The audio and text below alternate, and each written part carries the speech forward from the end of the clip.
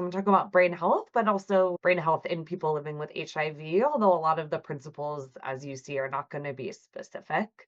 Just to tell you guys a little bit about who I am and my journey and how that relates to this. I'm a neurologist. I trained at Johns Hopkins. I went to medical school there and did my residency at Harvard. But during that time, I also did some global health experiences. So I worked at a hospital in Zambia, which is one of the pictures here, a hospital in the United Emirates. And I lived then for 2 years in Bangkok after residency, where I did a whole fellowship. So 2 years after training as a neurologist in the care of people living with HIV. And now I work at Columbia, New York Presbyterian up in Washington Heights on the West Side, where I treat patients who are admitted to the hospital with any neurologic condition, which I'll talk a little bit about. But I also have a clinic specifically for people living with HIV who have any neurologic symptoms. So that's where my background and expertise is coming from. I tried to go back to some of the very basics for this talk. So, what does a neurologist do? I'm a neurologist. I'm a doctor who treats problems with the brain and the spine and the peripheral nerves.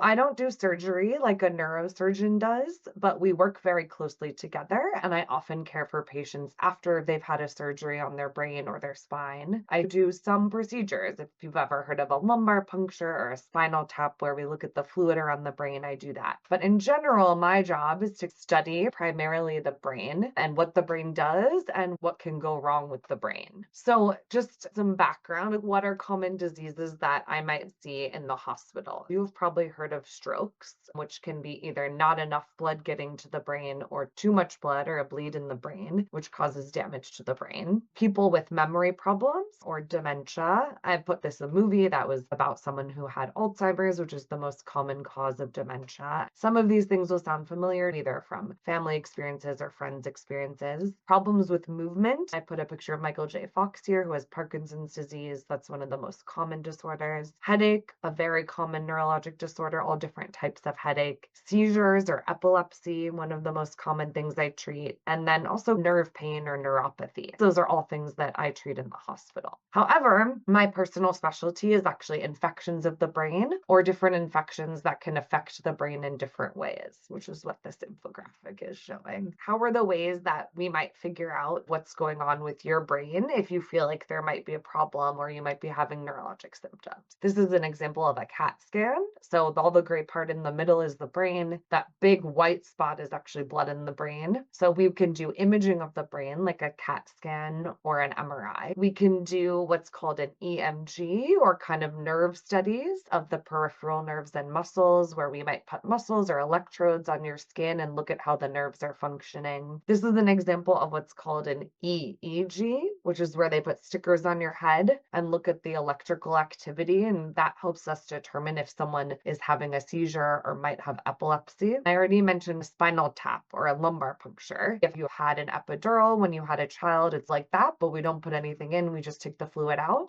And that can help us figure out if there is inflammation or an infection in the brain. So these are all tools that I use to study the brain and that we use to learn what helps and what hurts brain health. This is an example of our exam. So if you come see a neurologist, we're going to ask you to move your eyes and your face. We're going to test your strength. We're going to tap on your reflexes. These are also all ways that we try to figure out, okay, where is the problem and how can we fix it?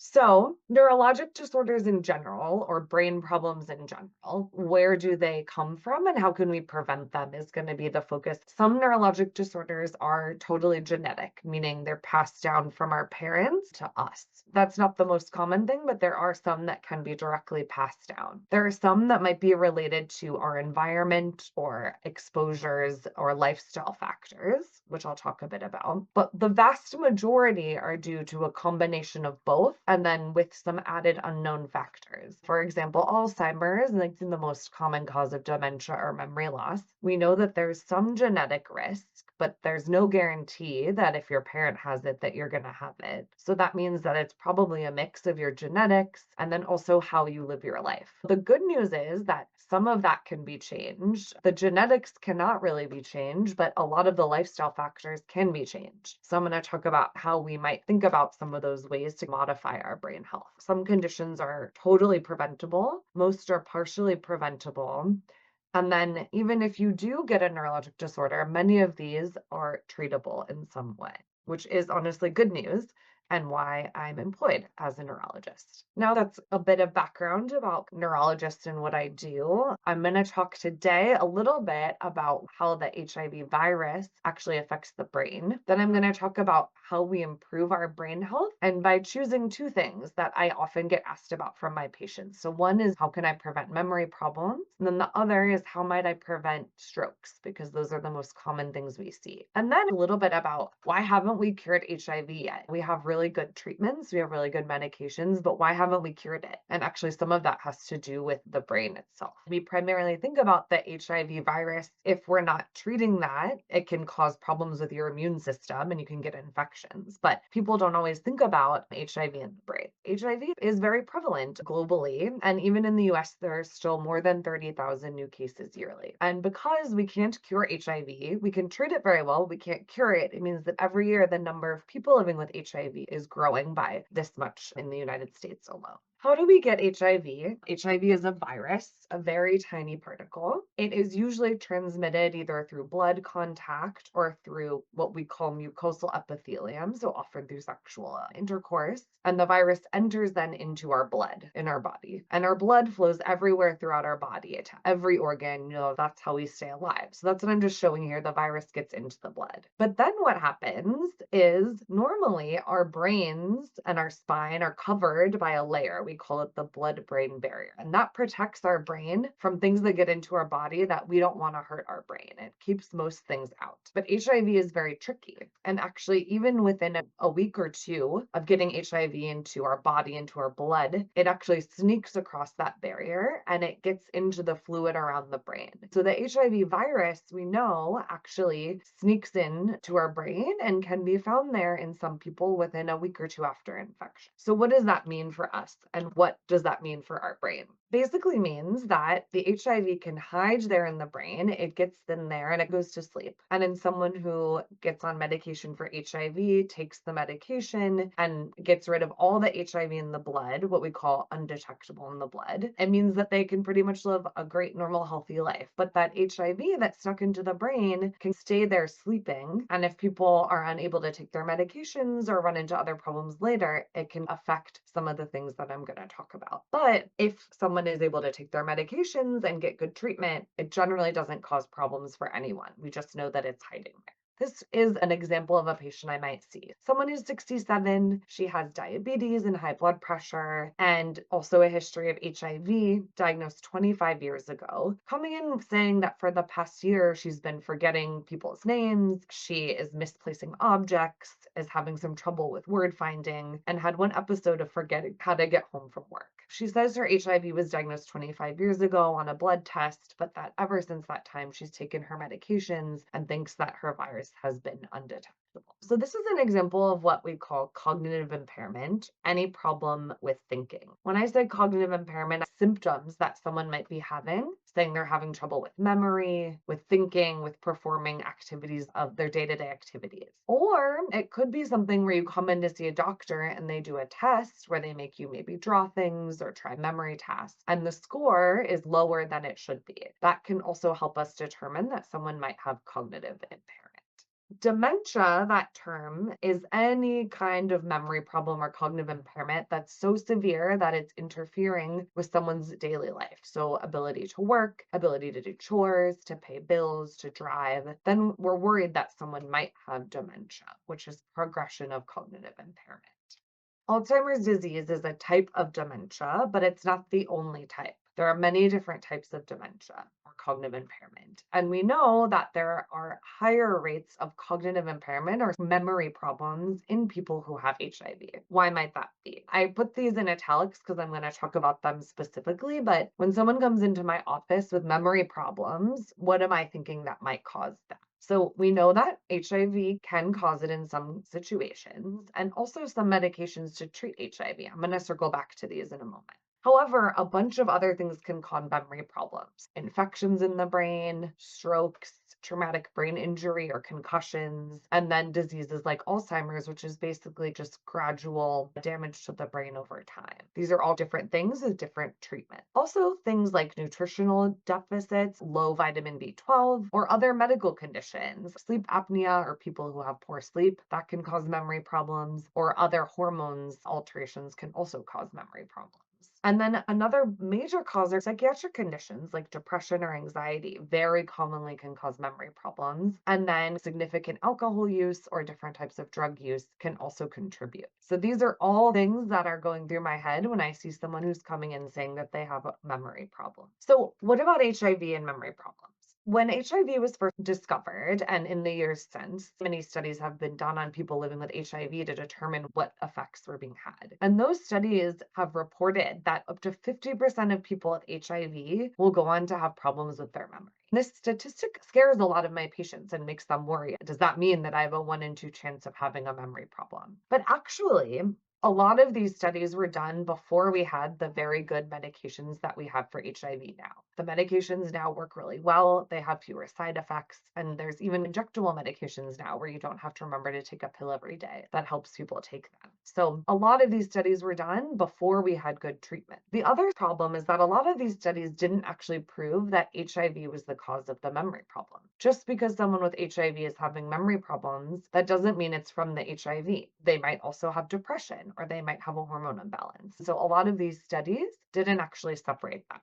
And then the last problem is that the testing we use to determine if someone has memory problems is often quite biased. They'll do things like make you draw a clock, show you pictures of animals. And I remember I was in medical school in Baltimore and I kept giving this test to people and everyone kept calling the rhinoceros a hippo. Everyone. I don't know if it's something about the Baltimore Zoo or just no exposure to these animals, but that doesn't mean that person has dementia. It means that maybe they've never seen a rhinoceros before. So these tests can give false diagnoses to people if you're not careful. All of that to say that I actually think in today's day and age, in the age of modern therapy for HIV, the number is actually a lot lower than 50%, in my opinion. But what do we know? So here are two pictures. This is an MRI scan of the brain. Those two round things at the front are the eyeballs. And then the part at the back is the back of the head. And then one side is the right and one side is the left. So the image on your left when you're looking at the screen is basically a normal image of the brain. Everything is gray. Both sides look the same. The one on the right where the arrows are pointing are those bright spots in those two areas of the brain, if you can appreciate that there's whiteness there. That's basically showing abnormal damage or scarring of the brain. We do know that if in someone who has HIV, if they're unable to take medication and the virus is living in their body, that the virus is also living in the brain and over time can cause damage or scarring to the brain, which can lead to memory problems.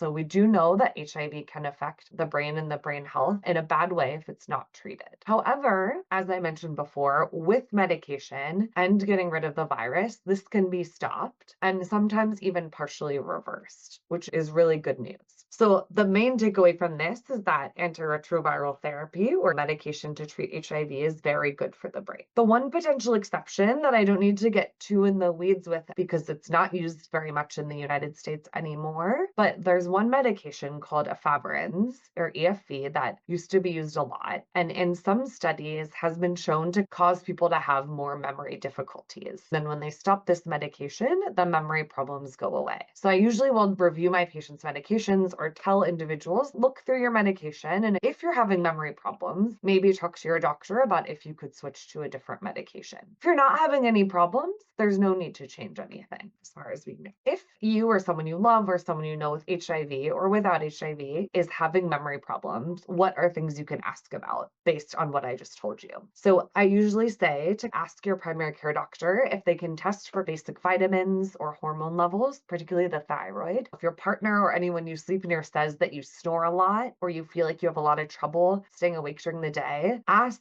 your doctor. You could be tested for sleep apnea, which can really affect memory. And then ask them if based on their exam and history, if they think an image of your brain, like an MRI, might be helpful. And if you feel like you have low mood or kind of low thoughts or anxiety, ask if maybe doing some screening testing for that might be helpful because it might be as simple as treating that to help with the memory problem, which would all be reversible, treatable things, unlike something like Alzheimer's or dementia, which is generally not really treatable. unfortunately. So there's a bunch of things to think about. In someone with memory problems who comes to my clinic, how can I treat them? How can I improve their brain health? If you have HIV, I already mentioned taking your medication. The other one that's really big and has really been shown in studies to help the brain stay healthy is to minimize alcohol or other drugs, specifically things like cocaine or other, as we call, illicit drugs that can actually over time cause some scarring of the brain. A drink here or there is really unlikely to cause a lot of problems, but if someone has memory problems, reducing as much as possible, I know it's much easier said than done for a lot of people, but thinking about if that can be reduced. I mentioned treating any mood disorder. This might go without saying, and you might say easier said than done if you have kids or family members that play football or other sports, but avoiding concussions or any head trauma as much as possible, wearing a helmet. And then exercise. This is another one that I know is often easier said than done for a lot of people, myself included. Working in the hospital, more days than not, I don't exercise. But there's very few things that have been shown to really prevent cognitive problems and really only do good things for the brain, and that's exercise. That can be any type of exercise that gets your heart rate pumping. It could be walking quickly, running, elliptical, swimming, Zumba, really any of those things that gets your heart rate up is really protective for the brain. The other thing that actually has a lot of data now from the COVID pandemic is that during COVID, a lot of elderly people who were in nursing homes and unable to interact, who had dementia, we noticed in studies and from working with them that if their cognitive decline was going down like this, all of a sudden during COVID, it dropped. It got way worse all of a sudden. And over time, we realized that's because we were limiting people's social interactions. Along with exercise, for me, one of the only things that's really been proven to help brain health is having kind of mental stimulation and social interaction. So whether that's seeing kids or grandkids, whether that's playing bingo, whether that's going to a Zumba class, whether that's going to work and seeing people, whether that's meeting new people, this is really important for brain health, especially people over the age of 60 to 70. This is actually something that's quite new over the past year, and that I do recommend to all of my patients, unless there's some reason talk to your doctor that you can't get it. If I've had shingles or heard of the shingles vaccine, this is a different virus called VZV or varicella zoster virus. It's the same virus that causes chickenpox. And actually, now we have a vaccine for it to prevent it. This is called Shingrix. The vaccine was created just to prevent shingles, the like painful rash that people get. But what they noticed is that in people who get the vaccine, there's actually a 20% reduction in the risk of getting dementia. So that's so huge. interesting. Huge. Yeah. And very surprising. Huge population studies. So if you're eligible, my recommendation to everyone is I think it's 50 or 60 now, depending, to go for it and get this vaccine. These studies all came out pretty much within the last year. Yeah. This is hot off the press. The bad news is that in people with dementia, not caused by these reversible things, we don't have a lot of good medications to treat memory problems, which is why, as hard as it is, I feel like it's way harder for me, at least, to try to socialize and exercise 3 times a week versus just pop a pill really quick in the morning. But we don't have great treatments. So that means the prevention is even more important to keep that brain healthy. There are some medications specifically for Alzheimer's that might help slow things down a little. If you or a family member have been specifically diagnosed with that, you can ask your doctor about it, but it only is for that specific type of dementia. I showed you this image before. I know I just said it's easier than a lot of other things, but it's also very hard to take a medicine every day for the rest of your life. I understand that there are times when people might slip up, not be able to take their medications for days or weeks or run out or not have access to a doctor. So what happens if you have HIV and you're not able to take your medicines for days or weeks and you worry about brain effects? That's when you come see someone like me and we talk about if we might need to do an MRI of your brain like this,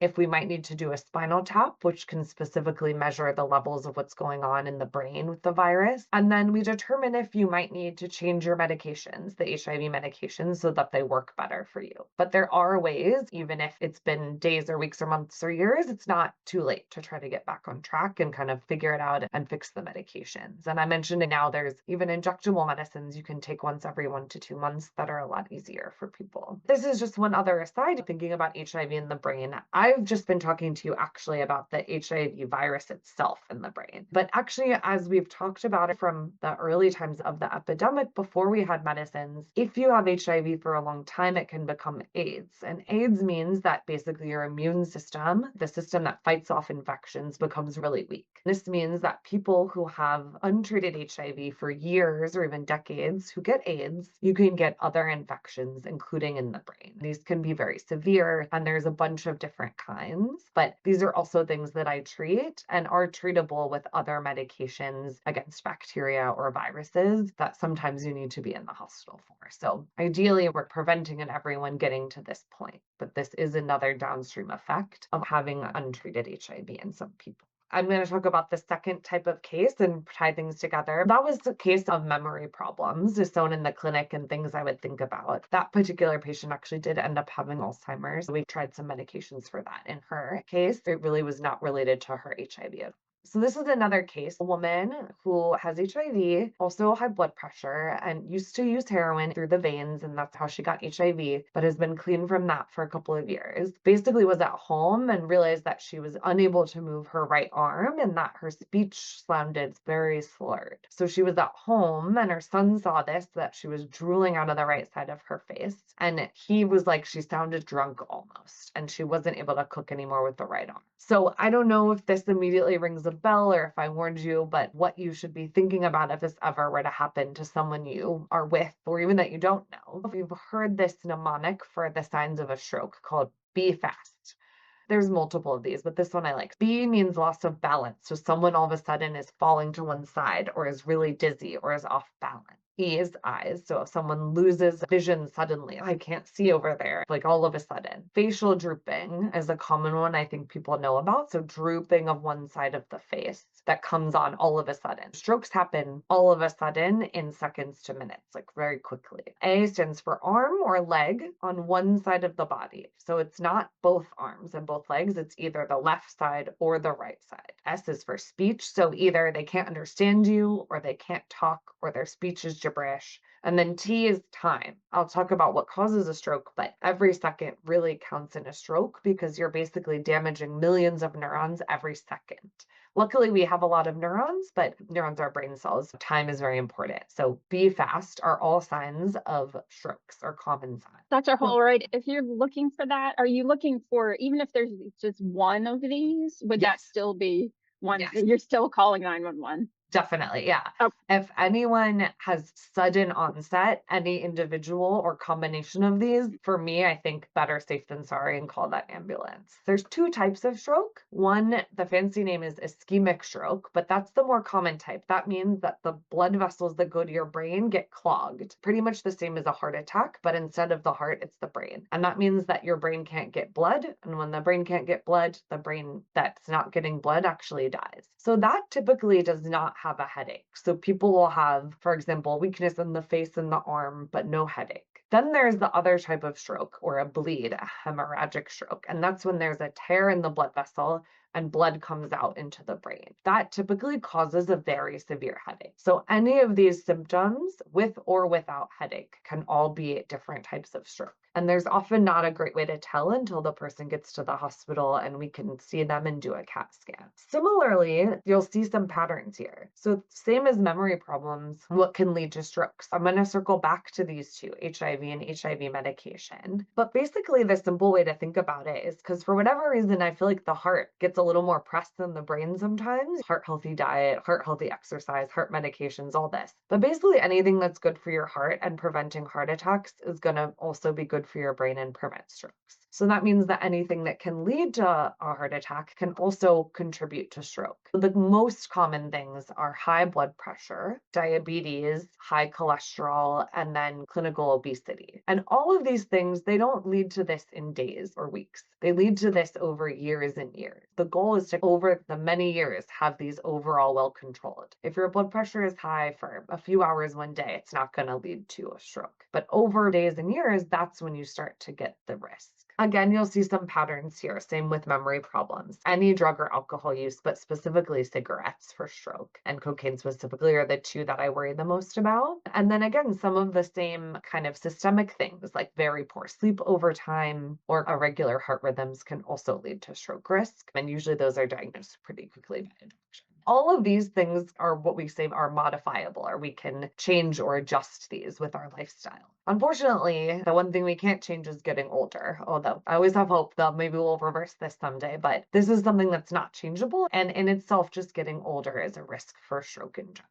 But there are ways to get older in a more healthy manner to minimize this risk. We know that people who have HIV, just as I mentioned with memory problems, compared to people without HIV, there is a slightly increased risk of having a stroke. So that's the bad news. The good news is we can almost get rid of that increased risk by taking the HIV medications every day and getting that virus undetectable. So that's good news as well. Again, HIV medications are really good. And there was one exception to think about for memory problems. This medication, again, not used very much in the US anymore. Probably most people would not be on this medicine, but abacavir, this medication, has been associated with an increased risk of heart attack and stroke. So if possible, I generally try to avoid using this or switch my patients from this one medication. Otherwise, the rest of them are quite positive and safe. Again, once you've had a stroke, people can get better. Maybe you've seen this in people you know have had a stroke, but often people don't get back to 100%. So the key is really in prevention.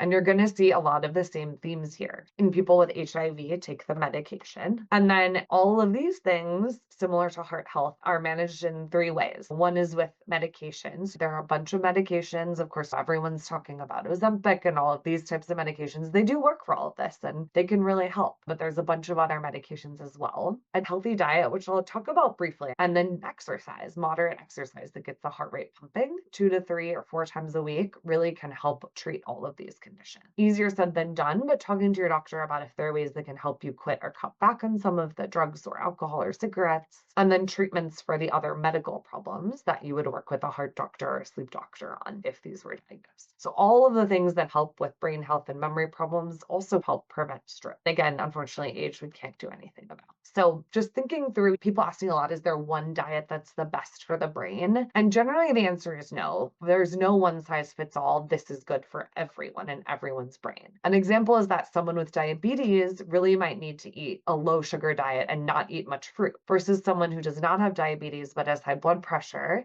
They can eat all the fruit they want, but they might have to be really careful about salt. So it's really most helpful to focus on what your individual needs are with your doctor, with a nutritionist, with a holistic health person. All of those people can contribute. Some overall rules that I use are that, again, a heart healthy diet is a brain healthy diet. There are different names for these heart healthy diets: Mediterranean diet, DASH diet, low carb diet, all of these. I like to think about the Mediterranean diet, and the rules that I tend to use are, again, I'm not saying this will be right for all of you. Everyone has different needs, but in general for the brain, basically thinking about bad fats or fats in processed foods or fast food. I eat fast food sometimes. It's convenient, it's delicious, but minimizing packaged foods and bad fat. Whereas they're actually good fats as well. And eating more of those can actually be helpful, found in things like olive oil, walnuts, salmon. So low bad fat, high good fat. Walnuts is one that we talk about all the time because they Yeah. look like brains, so you can remember that they're good for your brain.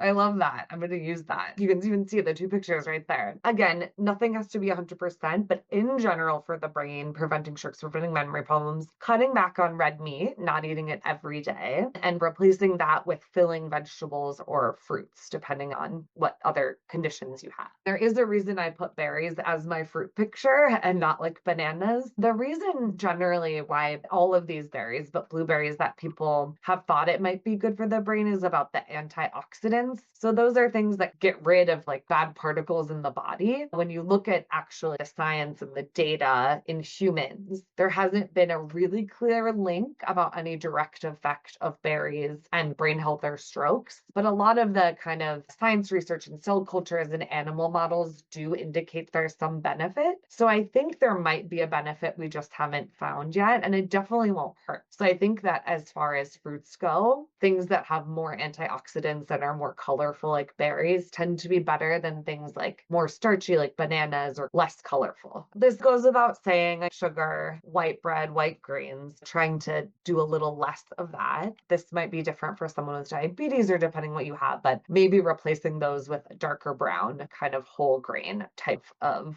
thing instead. Those are some of the big kind of simple rules at the grocery store I try to use. And then, is there one exercise that's better than another? This really depends on your need. For example, an older woman who might be at risk of losing their bone density, maybe weight training is better. But someone else who wants to get their heart pumping, maybe, but has joint pain, maybe swimming is better. Whatever you're going to do consistently, whatever you like doing, whatever you're able to make yourself do, whatever that is going to be the best thing, rather than reading that running is the best and trying to force yourself but not keeping it up. These are all things that can work really well. And people ask me about walking, so just regular walking, that is good for you. But really, what we need when I say exercise is something that gets your heart pumping faster and gets that extra work in. So if you can walk fast enough to make that happen, that's good. Walking regularly is a nice bonus. But when I say exercise, I do mean something that gets the heart pumping as much as possible. Any type of social interaction. Our Surgeon General a few years ago wrote a whole book on loneliness and the loneliness epidemic, finding ways to engage in community, to volunteer, to play games, to read, to do crosswords, to go to exercise classes. Really, any of this social interaction has been clearly proven in studies to help people live longer, healthier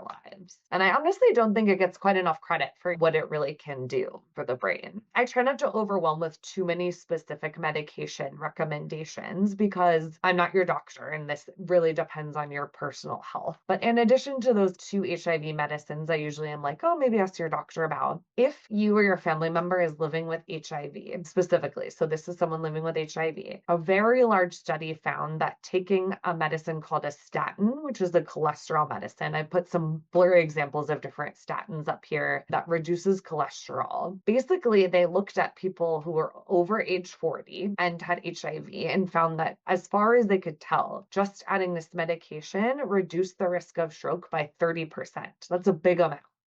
And these are in people who had never had a stroke, never had a heart attack, really didn't have a clear sign that was going to happen. All of my patients with HIV over the age of 40, I talk through adding this medication to their regimen, regardless of their cholesterol. These medicines do have side effects in some people. Nothing is perfect, so it's worth a discussion. But if this might apply to you, it's something to think through if it might be a good option. If you or someone you know already had a stroke, once that damage is done to the brain, there's usually some amount of permanent damage. Some people with small strokes can get back to 100%. That's great. Bigger strokes or older individuals, sicker individuals often do not get back to 100%. But if you've had a stroke before, it's really important that you're on the right medications to prevent another stroke. Because the biggest risk factor for having another stroke is having had one before. It just makes sense. And so they've looked at these studies, and when they look at people living with HIV, they found that more often than not, people with HIV are not on the right medications they should be on to prevent a stroke. My opinion is this comes often because people don't have as good of access to transportation, to insurance,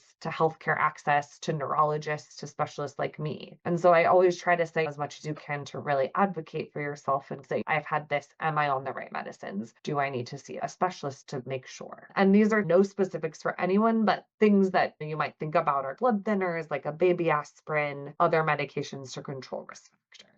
But everyone is a little different on these, and that's why you come see a neurologist. So why have we not cured HIV?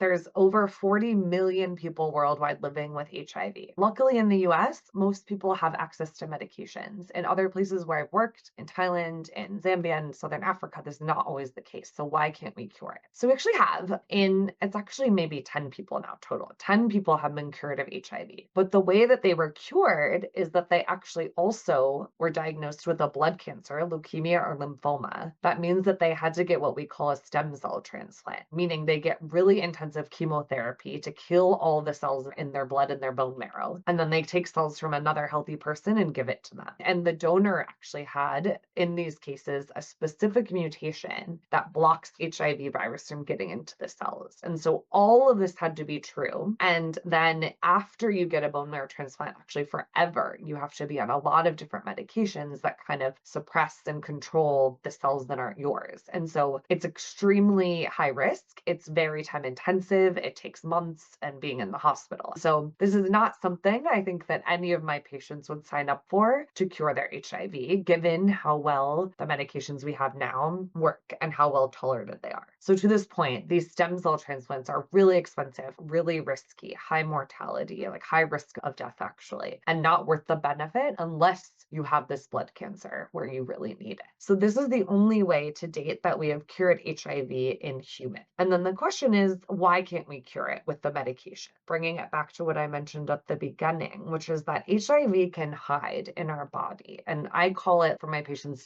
sleeping. And one of the places it can sleep is in the brain. So when we take our medicine every day, it kills all of the active HIV, all the virus that's causing problems that's floating around. But some of the virus just lives in your cells and just sleeps. And it doesn't cause problems that we know about, but it can sleep there. And that means if you ever stop taking your medication, that's why the HIV can come back, because it wakes up again. But if it's sleeping, it's pretty much not causing any problems, but it's still there. And that's why we can't cure it, because the medications we have don't get rid of it. It does not seem to cause problems in people who take their medicine. In order to get rid of this HIV, we would have to wake it up, like shock it awake, and then kill it with medications. And you can imagine if something in your brain is sleeping, not causing any problems, and then you wake it up like a bear, then it might actually cause more damage as you're trying to get rid of it. So we have to be really careful with how we approach these in humans. So right now, the risk of any of these medications or techniques really outweighs the benefit.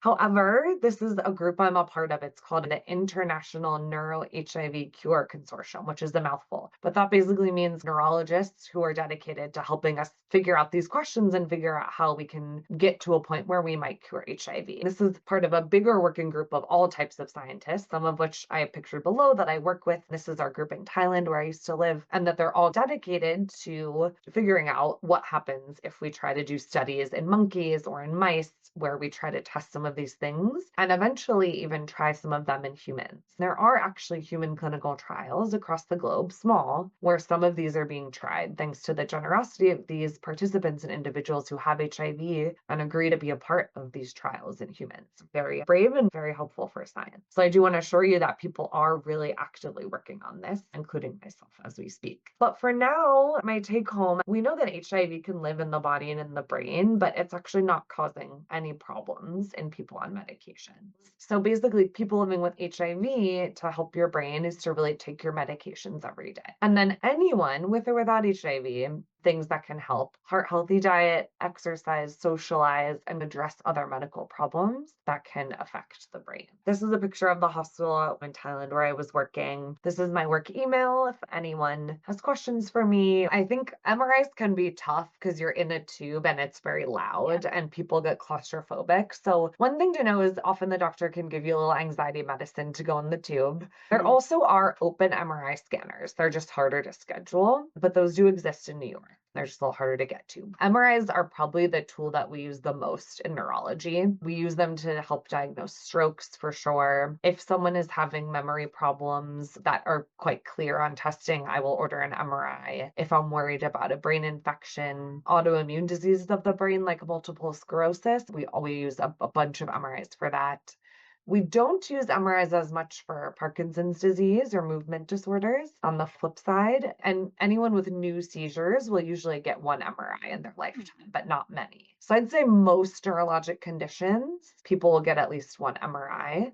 And then some you need to follow every few years, but it's usually one that they get. The relationship between brain complications with HIV and Kaposi sarcoma. Kaposi sarcoma is a cancer that can appear Yeah. anywhere on the skin, and it typically doesn't metastasize or go to the brain itself. Typically, there are rare cases. But what I think that probably means is that in order to get the Kaposi sarcoma, your immune system has to be very suppressed to a certain level that's quite severe. So that only shows up in someone who has AIDS, basically. AIDS. So if you have AIDS, that means that your ability to fight off any brain infection is also going to Is be. one.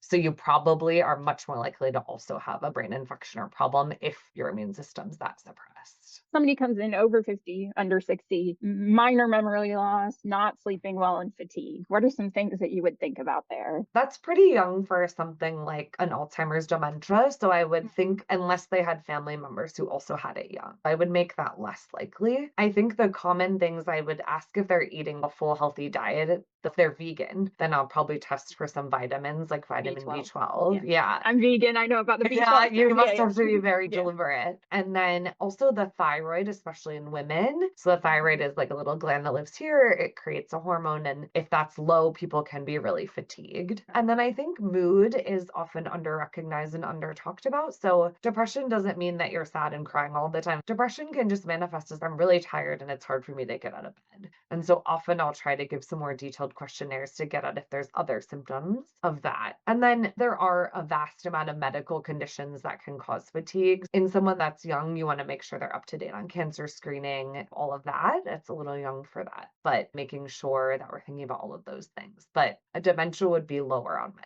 list at that age. That hormonal relationship too. This is just something I've heard. You get brain fog, memory issues with menopause. Is Yeah. that something that you see as well? Yeah, I'd say women have so much more to deal with. I feel with all of this, Yeah. you first the cycle in the period and then maybe for your Mhm. pregnancy and then menopause. And it's been really understudied because the doctors were historically all men until 20, 30 years ago when we started training. Things do affect women differently. And I do believe that it's not a one size fits all, and Yeah. things that work for men may not be right for us. Even with exercise, there may be times when gentler exercise is needed. And so, absolutely, alterations and things like estrogen, which changes a lot as you go through menopause, can definitely affect energy level, mood, fatigue. The good news is that it won't hurt your brain, but it's Yes. probably affecting the systemic hormones. Your brain's okay, and it might feel like you're slow or lethargic or memory problems, but if you can get those hormones in your body even back out, then you should be fine. So There's not it's, actual yeah, damage not happening to your damage. brain. Okay, yeah.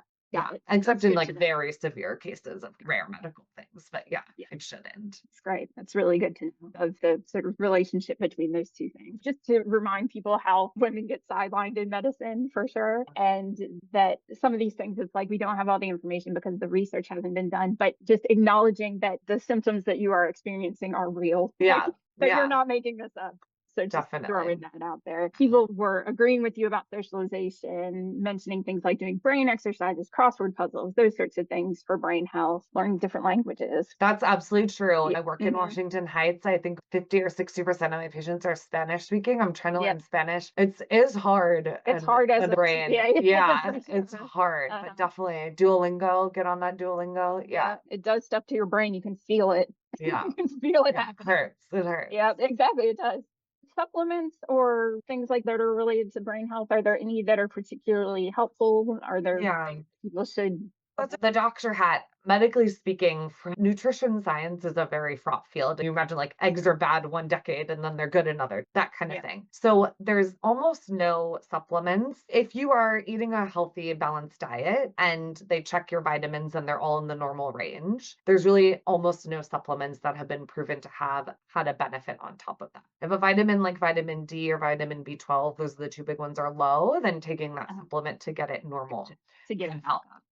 There's a little bit of data on coenzyme Q10. Mhm. It's pretty expensive and the data is not great, but some of my patients subjectively feel like that helped them a little. The placebo effect, where if you think something's going to help, Yeah. it can actually help. And if it helps, Yep. great. And then there's a little bit of evidence now for women on some things like creatine or kind of these more protein supplements that can help with exercise and muscle mass. A little bit of data, but nothing I will say that has convinced me enough that I take any supplements. Sure. And then just on the flip side, important to know that too much of some vitamins can cause harm and can interact with other medications. So I Yep. think people are like, oh, just take it anyway. But actually, no, some can actually cause brain or nerve damage. So I just caution people to maybe ask. Just because something that is natural doesn't mean you should take unlimited quantities of it. Exactly. We actually had Ariel, our dietitian, talking about the like upper tolerable limits for different kinds of supplements. So that's something to keep in mind, is that you can cause damage as opposed to prevention sometimes too. So to be careful and to ask your doctor about those things. A dissection is where you get a tiny tear in the artery and that can cause stroke. So it's great Yeah. that you're on all like the right preventative medications and have good HIV care and that you had a good recovery. I was going to say Yeah. magnesium, actually, I do believe that helps people with sleep. Some people people, they're right, but if you get the wrong kind, it can give you diarrhea, so just watch out, but So be that's careful. probably an okay one that actually does Get help the with happy medium migraines. there Yeah. where you're sleeping but not having diarrhea. Yeah, and Um, can help with headaches too, so magnesium is a go for me. awesome.